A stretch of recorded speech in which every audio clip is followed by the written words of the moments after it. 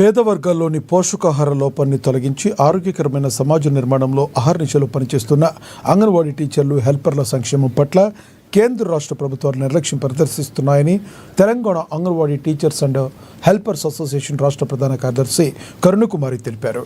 శనివారం ఏఐటీసీ అనుబంధ Telangana anganwadi teachers and helpers association జిల్లా 4వ మహాసభలను పట్టణంలోని యాదవ్ సంఘ భవనంలో నిర్వహించారు. సంఘం ఆధ్వర్యంలో చేపట్టిన పోరాటాలు, సాధించుకున్న హక్కులు, భవిష్యత్ ఉద్యమ కార్యాచరణపై చర్చించి తీర్మానాలు చేశారు.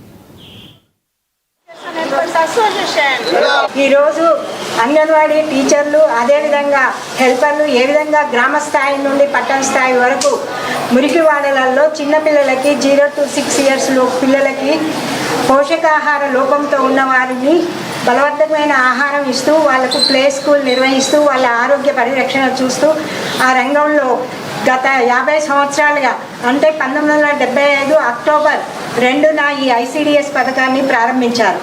ఈ పథకం ప్రారంభించినప్పటి నుండి క్రింది స్థాయిలో అంగన్వాడీ టీచర్లు, ఆయాలు గత 50 సంవత్సరాలుగా అనేక విధాలుగా పురోభివృద్ధి చెందుతూ మన దేశంలో ఉన్న పోషకాహార లోపంతో బాధపడుతున్న గర్భిణీలకు, బాలింతలకి, అదేవిధంగా చిన్నపిల్లలకి వాళ్ళు సేవలు అందిస్తున్నారు. వీరు అనేక సమస్యల మీద సతమతమవుతున్నారు.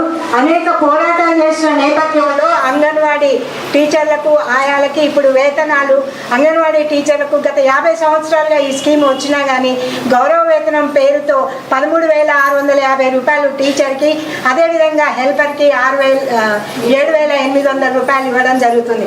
ఇది ఏ ప్రభుత్వం కనికరించి ఇవ్వదు. ఏదైనా మీ అందరికీ తెలుసు, యూనియన్ పెట్టి యూనియన్ పరంగా పోరాటాలు చేసినప్పుడే ప్రభుత్వం దిగొచ్చి వాళ్ళ యొక్క వేతనాలు పెంచడం జరిగింది.